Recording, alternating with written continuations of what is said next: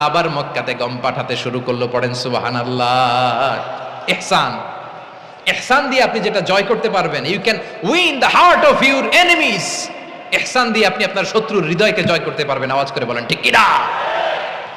এজন্য আল্লাহ বললেন ওয়া আনফিকু ফি সাবিলিল্লাহি ওয়া লা তুলকু বিআইদিকুম ইলাত তাহলুকা ওয়া আহসিনু ইন্নাল্লাহা ইউহিব্বুল মুহসিনিন। তোমরা আল্লাহর রাস্তায় দান করবে আর নিজেরা নিজেদেরকে ধ্বংসের হাতে ঠেলে দিও না। তোমরা একে অপরের প্রতি ইহসান করবে, কারণ ইহসানকারীদেরকে আল্লাহ বড্ড ভালোবাসেন। সুবহানাল্লাহ পড়েন। আবার সূরা রহমান আল্লাহ বললেন হাল জাযাউল ইহসানি ইল্লাল ইহসান ফাবিআইয়ি আলা, সবাই পড়েন ফাবিআইয়ি আলাই রাব্বিকুমা তুকাযযিবান। ইহসানের প্রতিদান হিসেবে ইহসানি হয়। বিশ্বনবী সুমামার প্রতি যেমন ইহসান করেছেন, সুমামাও ঠিক তেমন ইহসান ফিরিয়ে দিয়েছে। ঠিক কিনা বলেন? তাহলে এক নম্বরে হচ্ছে আদ, ন্যায় বিচার। দুই নম্বরে সবাই বলেন ইহসান, সদাচরণ।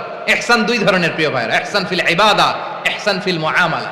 ইহসান ফিল ইবাদা হচ্ছে একাগ্র অনুভবে ইবাদতে ডুব দেওয়া, এর নাম ইবাদতের ইহসান। সুবহানাল্লাহ পড়ে। বিশ্বনবী বলেন ইহসান মানে কি জানো নাকি? হাদিসে জিবরিলে সাইয়েদনা জিবরিল আলাইহিস সালাম বিশ্বনবীকে বললেন আখবিরনি আনিল ইহসান। নবী আমাদেরকে বলেন ইহসান মানে কি? বিশ্বনবী বললেন আনতা আবুদাল্লাহ কাআন্নাকা তারাহু ফাইন লাম তাকুন তারাহু ফাইন্নাহু ইয়ারাক। ইহসান মানে হলো এমন ভাবে তুমি আল্লাহর সামনে নিজেকে উজাড় করে ইবাদত করবে, তুমি ভাববে তুমি আল্লাহকে দেখতে পাচ্ছ। আর এটা যদি ভাবা তোমার জন্য কঠিন হয়ে যায়, অন্তত এতটুকু তুমি ভাববা যে আল্লাহ তোমাকে দেখতে পাচ্ছেন। ঠিক কিনা বলেন? ও আমার বীর চট্টলার ভাইয়েরা, কেউ যেটা দেখে না সেটা দেখে কে?